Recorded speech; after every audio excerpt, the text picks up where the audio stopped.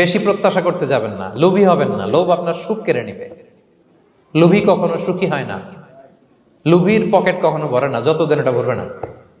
লোভী হব আমরা না, অতিরিক্ত প্রত্যাশা করব না, অল্প প্রত্যাশা করবো। I am not talking about the goal. Goal should be bigger and higher, but I am talking about expectation. বেশি এক্সপেক্ট করা ভালো না। খুব প্রত্যাশা নিয়ে রাখছেন, কিছু পান নাই, দেখবেন যে কষ্ট লাগবে, ঠিক কিনা? আর কোনো এক্সপেকটেশন নাই, এরপরে যেটা পাবেন ওইটাই লাভ। যেটা পাবেন ওইটাতেই ভাল লাগে, সুখ লাগে। এই জন্য এক্সপেকটেশন যেন বড় না হয়, বেশি খাই যেন না করি।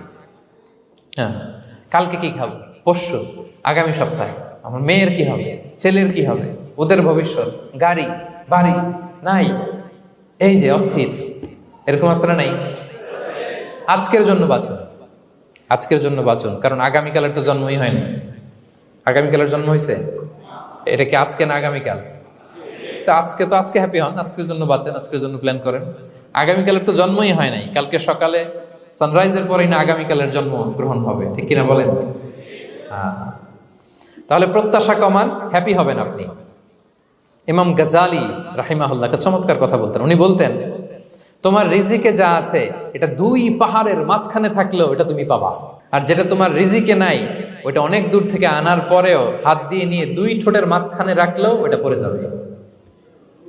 কথা বুঝতে পেরেছেন?